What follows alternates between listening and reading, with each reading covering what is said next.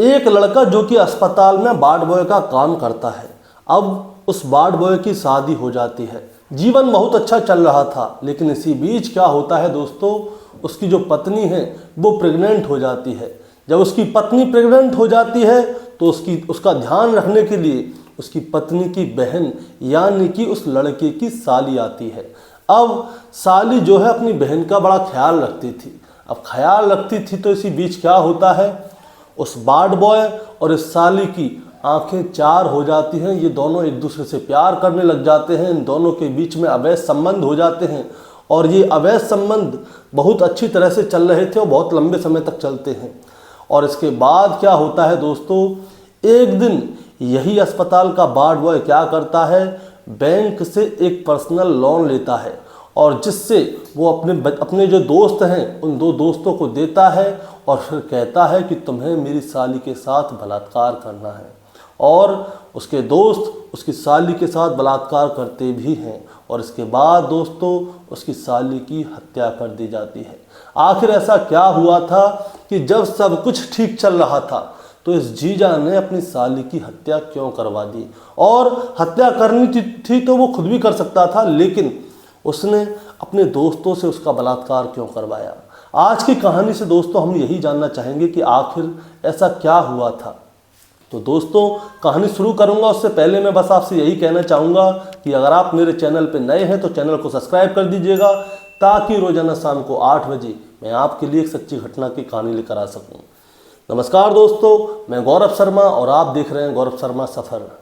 दोस्तों आज की जो सच्ची घटना शुरू होती है, ये सच्ची घटना है उत्तर प्रदेश के मुजफ्फरनगर की और मुजफ्फरनगर का ही एक थाना पड़ता है, थाना बुडाना। दरअसल मैं बात कर रहा हूँ 23 जनवरी 2025 की। 23 जनवरी 2025 को बुडाना थाने के अंदर एक परिवार आता है जो कि थानेदार से आकर सीधे शिकायत करता है कि हमारी एक बेटी है जिसका नाम है प्रियंका, जिसकी उम्र 21 साल है, जो कि 21 जनवरी 2025 को अपने जीजा के साथ घूमने गई थी, लेकिन वो अभी तक घर नहीं आई वापस। हमने जब जीजा से बात की तो वो कहता है कि मैं घर पे छोड़ गया, लेकिन वो घर पे नहीं पहुंची। अब इसके बाद दोस्तों क्या होता है, जो बुडाना थाने के जो एसएचओ हैं आनंद देव मिश्रा, वो क्या करते हैं, वो तुरंत ही इनकी रिपोर्ट लिखते हैं और जो सबसे पहले शक होता है जीजा पर, उस जीजा के घर पे जाते हैं और उसे वहाँ से उठाते हैं। मैं आपको बताना चाहूँगा जो जीजा है, जीजा जो है मेरठ के मवाना के गांव कोल का रहने वाला है। उसका नाम है आशीष, जो कि एक हॉस्पिटल में वार्ड बॉय का काम करता है। अब आशीष को उठा लिया जाता है, आशीष को उठा लिया जाता है, उससे पूछताछ होती है कि बताओ तुम्हारी साली कहाँ है, वो तुम्हारे साथ गई थी लेकिन वो अभी तक घर पे नहीं आई। तो आशीष साफ साफ बता देता है कि सर साली जो थी मेरे साथ गई तो थी, लेकिन मैं उसे वापस शाम को गांव में ही छोड़ाया था। उसके बाद मैंने उसको फ़ोन किया तो उसका मोबाइल स्विच ऑफ था। अब मुझे नहीं पता कि उसका मोबाइल स्विच ऑफ क्यों था। अब दोस्तों पुलिस वाले जो हैं आशीष से और भी पूछताछ करते हैं, लेकिन इसमें यह साबित हो जाता है कि आशीष जो है साली को गांव छोड़ के आ गया था। अब क्या होता है, 23 जनवरी से 24 जनवरी, 25 जनवरी, 26 जनवरी, कई दिन बीत जाते हैं। पुलिस वाले उस साली को ढूंढ रहे होते हैं, यानी कि प्रियंका को पुलिस वाले ढूंढ रहे होते हैं। उसके गांव के लोग भी प्रियंका को ढूंढ रहे होते हैं, उसके परिवार के लोग जो हैं वो भी प्रियंका को ढूंढ रहे होते हैं, लेकिन प्रियंका नहीं मिलती। अब इसके बाद 31 जनवरी 2025 को जो प्रियंका के परिवार वाले हैं वो दोबारा से थाने जाते हैं और वो जाकर सीधा अपने दामाद आशीष के ऊपर ही इल्ज़ाम लगाते हैं और कहते हैं कि हमें पूरा शक हमारे दामाद आशीष के ऊपर है। अब दोस्तों जब शक सीधा आशीष के ऊपर जा रहा है तो पुलिस दोबारा से एक्शन लेती है। अब इसके बाद क्या होता है दोस्तों, आशीष को गिरफ्तार नहीं किया जाता। पहले आशीष के बारे में पूरी जानकारी ली जाती है कि ये क्या करता है, कहाँ जाता है, किसके साथ रहता है और किस किस से बात करता है। आशीष की कॉल रिकॉर्ड निकाली जाती है, उसके बारे में टोटल डिटेल निकाली जाती है कि इसके दोस्त कौन कौन हैं, कहाँ कहाँ रहते हैं और इसको शौक क्या क्या है। अब दोस्तों जैसे ही आशीष की कॉल डिटेल निकाली जाती है तो पुलिस के सामने एक और सबूत आ जाता है। दरअसल होता क्या है, ये जो आशीष है, आशीष और प्रियंका इन दोनों की जो है फ़ोन पे बहुत लंबी लंबी बातें हुआ करती थी। यानी कि दिन में लगभग 3-3 4-4 घंटे इन दोनों की रोज़ाना बातें हुआ करती थी। इससे पुलिस को पूरा शक हो जाता है कि आशीष और प्रियंका के बीच में ज़रूर कोई ना कोई तो संबंध है। अब इसके बाद क्या होता है दोस्तों, पुलिस तुरंत सीधे मेरठ के मवाना में जाकर, वहाँ पे डोराला गांव है, वहाँ पे डोराला में ये वार्ड बॉय का काम करता है हॉस्पिटल में। सीधे हॉस्पिटल जाती है पुलिस और आशीष को उठाकर तुरंत थाने लेकर आती है और फिर उससे पूछा जाता है कि अब सही सही बताओ बात क्या है, तुमने अपनी साली को कहाँ छोड़ा, क्या किया तुमने उसके साथ। अब आशीष जो है बार बार अपने बयानों को बदल रहा था, लेकिन अब पुलिस जो है अपनी पर आ गई थी। उसके बाद पुलिस ने जो है उसके साथ थोड़ी सख्ताई बरती और उसके बाद दोस्तों आशीष जो है वो तोते की तरह बोलने लग गया। उसने पुलिस को बता दिया कि सर, मैंने अपनी सारी प्रियंका की हत्या कर दी है। अब पुलिस ने पूछी कि तुमने हत्या कैसे की और तुम्हारे साथ में इस हत्या में कौन कौन शामिल था ये बताओ। तब जाके आशीष अपनी पूरी कहानी सुनाता है। वो बताता है कि आज से लगभग 4 साल पहले मेरी शादी हुई थी। शादी बहुत अच्छी चल रही थी। उसके बाद में लगभग 1.5 साल बाद मेरे घर में एक बच्चा पैदा होने वाला था। तो मेरी पत्नी जो थी वो गर्भवती थी। इसी बीच में उसका ख्याल रखने के लिए मेरी साली प्रियंका आई। प्रियंका मेरे घर पे बहुत अच्छी तरह से मेरी पत्नी का ख्याल रख रही थी, लेकिन हम लोगों में क्या है, मजाकबाजी बहुत ज़्यादा चलती थी। मजाक ही मजाक में हम दोनों के बीच में प्यार हो गया। प्यार के बाद में हम दोनों के बीच में अवैध संबंध हो गए और उसके बाद में मेरे घर पे बच्चा भी पैदा हो गया। अब बच्चा पैदा होने के बाद प्रियंका दोबारा से अपने गांव में आकर रहने लग गई। लेकिन हम लोग क्या करते थे, फ़ोन पर बातें किया करते थे लंबी लंबी। और जब भी हम दोनों को मिलना होता था, या तो प्रियंका मुजफ्फरनगर से मेरठ आ जाती थी या फिर मैं मेरठ से मुजफ्फरनगर पहुंच जाता था। हम दोनों मिलते थे, संबंध बनाते थे।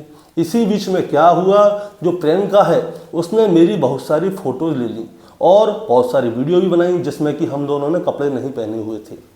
अब इसके बाद भी हमें कोई लेना देना नहीं था, जो चल रहा था वैसे चल रहा था। लेकिन इसके बाद में क्या होता है, मैं जो भी सामान अपनी पत्नी के लिए लेकर आता था तो पत्नी जो है अपने घर पे अपनी माँ को बताती थी, अपनी बहन को बताती थी कि आज देखिए वो मेरे लिए ये लेकर आए हैं। अब जब मैं अपनी पत्नी के लिए जो सामान लेकर आता था तो जो प्रियंका है मेरी साली, वो भी उसी चीज़ की डिमांड करती थी, मेरे से बोलती थी कि मुझे भी यही चाहिए जो आप मेरी दीदी के लिए लेकर आए हैं, क्योंकि जैसे वो आपकी पत्नी है वैसे ही मैं भी आपकी पत्नी हूँ। बस शादी ही तो नहीं हुई, बाकी सारे काम तो हो ही रहे हैं। अब ये बेचारा आशीष जो वार्ड बॉय है, ये क्या करता है, ये अपनी साली प्रियंका की डिमांडों को पूरा करना शुरू कर देता है। अब डिमांड जो है दिन ब दिन बढ़ती जा रही हैं। अब आशीष बेचारा परेशान, ये एक हॉस्पिटल में वार्ड बॉय का काम करता है, क्या खाएगा, क्या कमाएगा, क्या घरवाली को देगा, क्या साली को देगा, ये बहुत ज़्यादा परेशान होता है। हॉस्पिटल में परेशान होकर बैठा होता है कि तभी इसी के गांव का एक लड़का जो कि इसी के हॉस्पिटल में वार्ड बॉय का काम करता है, जिसका नाम है शुभम। शुभम इसके पास जाता है, जो इसका दोस्त है। वो उससे पूछता है कि यार तू परेशान कैसे है, मैं कई दिनों से देख रहा हूँ तू परेशान है।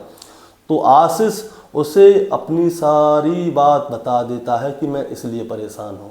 तो शुभम आशीष को एक आइडिया देता है कि अगर देख तू चाहे तो मैं तुझे इस परेशानी से बाहर निकाल सकता हूँ। तो आशीष पूछता है कैसे निकाल सकते हो। तो शुभम बताता है कि इस परेशानी से बाहर निकलने के लिए तुम्हें अपनी सारी प्रियंका को रास्ते से हटाना पड़ेगा। अब आशीष कहता है कि रास्ते से हटाना पड़ेगा, वो कैसे, मैं तो ये कर ही नहीं सकता। तो शुभम कहता तू चिंता मत कर, अगर तू चाहता है तो मैं तेरी साली को रास्ते से हटवा सकता हूँ, लेकिन उसके लिए तुझे पैसे खर्च करने होंगे। तो शुभम इस चीज़ के लिए तैयार हो जाता है। अब वो पूछता है कि पैसे कितने देने होंगे। तो वो कहता है कि देख, एक मैं रहूँगा, एक मेरा एक और दोस्त है, एक तू मिल जाना, हम तीनों लोग मिल जाएंगे। तू हमें सिर्फ 30,000 रुपये दे देना, उसके बाद में मैं और मेरा दोस्त देख लेंगे सारी चीज़, बस तू साली को जहाँ पे मैं कहूँ वहाँ तक ले आ। अब इसके बाद शुभम कहता है तुम्हारा एक और दोस्त कौन है। तो वो उसे दीपक से मिलवाता है। अब दीपक से मिलवा दिए, शुभम के पास नहीं थे पैसे, तो शुभम क्या करता है, एक बैंक में जाकर पर्सनल लोन लेता है, जो कि होता है 40,000 रुपये का, जिसमें कि 10,000 रुपये वो उनको कैश देता है और 20,000 रुपये वो शुभम के फ़ोन पे कर देता है, यानी कि उनके पास 30,000 रुपये पहुँच जाते हैं।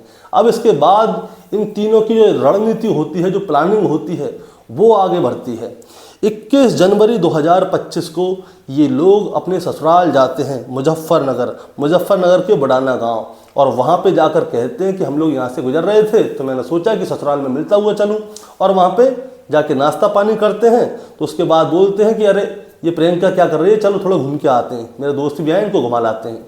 तो जो उनके ससुर होते हैं वो कहते हैं जा बेटा घुमाओ, जीजा जी हैं, शाम को घर तक आ जाना, शाम को जल्दी आ जाना घर पे।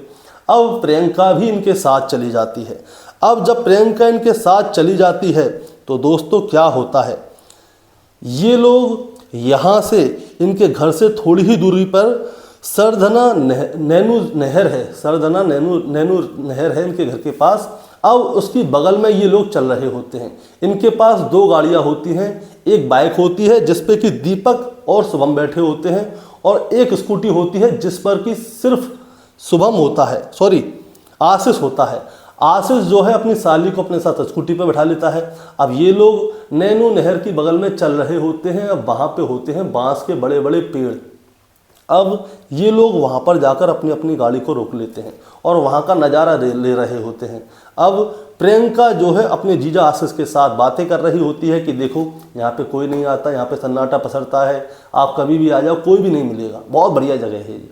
अब इसी बीच क्या होता है दोस्तों, जो शुभम और दीपक हैं ये लोग क्या करते हैं, तुरंत ही जाकर जो इसकी साली है प्रियंका उसको जाकर पकड़ लेते हैं और पकड़कर इसे अपने साथ झाड़ियों में लेकर जाते हैं और वहाँ पर जाकर उसके साथ बलात्कार करते हैं जब तक कि इनका मन नहीं भर जाता। और उसके बाद जो इस लड़की का यानी कि प्रियंका का जीजा है आशीष, वो भी उसका बलात्कार करता है। अब जब इन तीनों का मन भर जाता है उसके बाद जो उसके गले में दुपट्टा होता है लड़की के में, उसी दुपट्टे से उसका गला घोंटने लगते हैं और तब तक उसका गला घोंटते हैं जब तक कि उसकी जान न निकल जाए।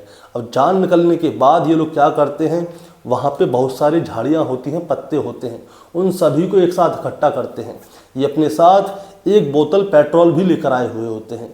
उस पेट्रोल से क्या करते हैं ये लोग, ये ढक्कन से निकाल के उसके शरीर पे पेट्रोल डालते हैं।